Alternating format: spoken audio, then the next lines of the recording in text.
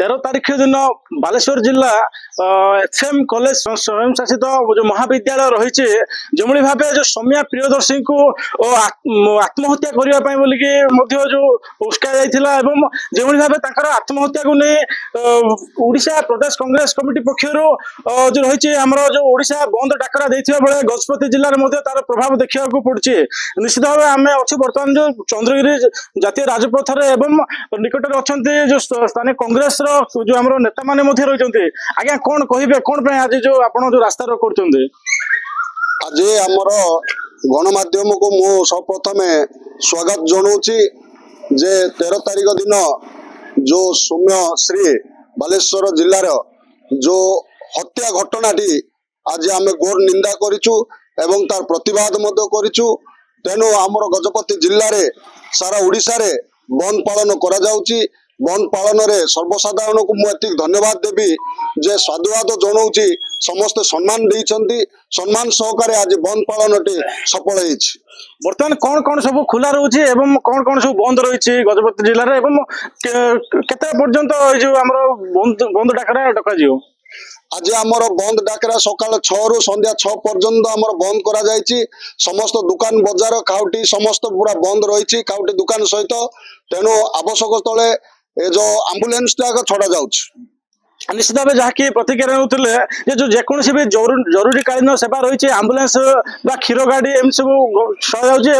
अन्य सब अंचल देखा गले जो आम रही मुख्य बजार रे समस्त दुकान बजार पेट्रोल पंप समस्त बंद रही। निश्चित भाव आउ जड़े कांग्रेस नेता अच्छा आम सीधा साल भाव प्रतिक्रिया ना आज्ञा कौन कहे जो लज्जा घटना घटी बर्तमान जहाँकि तुम्बी तफान लगी रही जो घटना को लेकिन कौन कहे देखो आज ओडिशा प्रदेश रे जो प्रकार नारी निर्यातना चली एबे वर्तमान आमर बालेश्वर जिलार सौम्यश्री मृत्युवरण जो है ये मृत्युवरण को आमर मान्यवर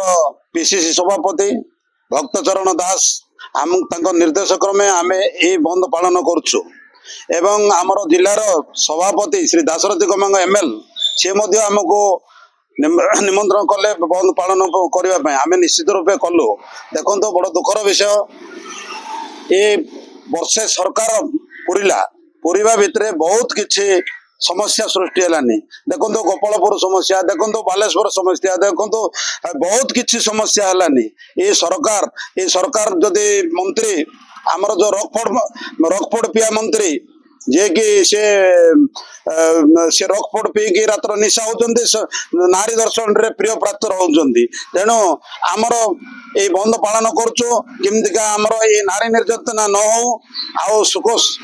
माने सुरुखुर रे आमर शांति रे ओडिशा प्रदेश चलियो बोली आमे आज ये दाबी रे आमे बंद पालन करछु। बर्तमान आम महिला सशक्तिकरण कथा कहुचे जहाँकि शुणा मिलूँ जो छात्री जन को जो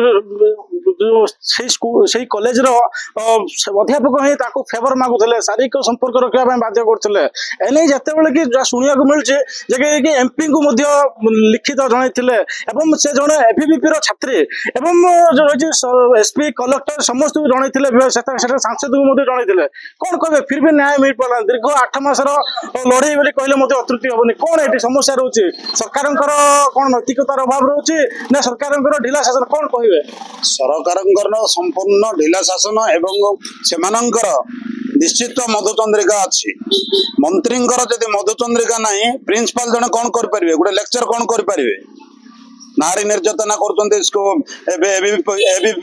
गोटे से संस्था गोटे स्टूडेंट से स्टूडेंट जब आम साधारण वर्ग में आम आदिवासी कटिकिया